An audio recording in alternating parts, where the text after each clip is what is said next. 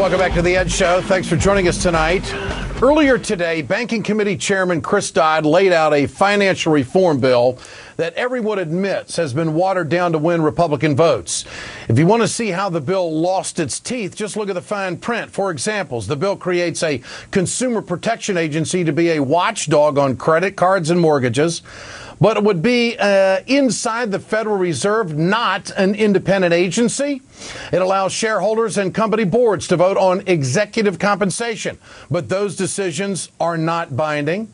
The bill lays out a process to, quote, wind down the so-called too-big-to-fail banks, but there's a lot of red tape and a potentially lengthy appeals process for that. And it has a new tough regulations for risky derivatives like the kind that caused the financial crisis in the first place. But the fear is that the banks, or should I say the fear is that thanks to lobbyists and lawyers, many of the worst offenders would be exempt. Joining me now is Texas Congressman and former presidential candidate Ron Paul.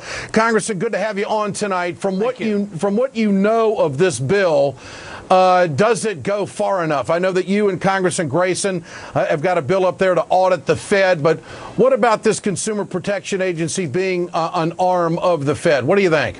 Well, that gives more power to the Fed and doesn't do the job. Of course, I don't argue for more regulations, but I support Barney Frank on this, that it should be independent and out of the Federal Reserve. The whole idea of putting it in the Federal Reserve and giving them more power, and they get the financing. They call it self-financing, which means it's out of the prerogatives of the Congress to audit it. So to me, I don't think it'll do a job. I think everything they have in there are loopholes in it. You know, whether they're trying to pretend to regulate the big banks and all. I think there's a lot of loopholes in that. But I'm from regulation, but I'm for much more regulation of the Federal Reserve. And I think as long as you have a Federal Reserve that is the lender of last resort, all the regulations in the world won't compensate for this because they know, they work on the assumption that there's always availability of credit. That's the purpose of the Federal Reserve, to be the lender of last resort. And that is what causes the moral hazard. That's what causes people to make all the mistakes and take these risks because they figure the Fed will be there to pick up the pieces and the people get stuck. Congressman, what about shareholders and board members deciding on executive compensation? Are you okay with that? Well, I think it's a great idea, but I wouldn't mandate it because I'm not a regulator. But I think that I wouldn't be interested in buying into a company that runs roughshod over the stockholders. So yes, I like the idea that they would vote for it, but I just don't go into this idea that the federal government can go in there and do that. So what regulation would you be for, Congressman Paul? Would you be for the really new tough regulations on risky derivatives? How about that? Would that play well for you?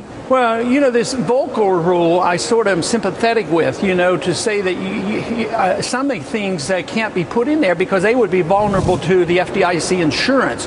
And I voted against repealing Glass-Steagall for that very purpose. So I think that's well intended, and hopefully I can support that. I don't know the exact details on that, but it's something like that, inviting people to take risk and not restrain that. I don't think we should open the door to the taxpayer being liable to bail out all these people. So something like the Volcker rule I would be sympathetic to and look at closely. This is kind of a tough call for you small government guys, isn't it? I mean, you don't want Wall Street to want to run away with anybody's money, but in the same sense, you're not one that wants a whole lot of government intervention and regulation. Yeah, that's why I argue really for the true reform, and that is the reform of the Federal Reserve and the whole concept of money. Because once you allow governments and a secret bank like the Federal Reserve to create money out of thin air, you allow things like wars to be fought because you don't have to be responsible. The Fed will pick up the debt. And the deficits are huge today because of the Fed.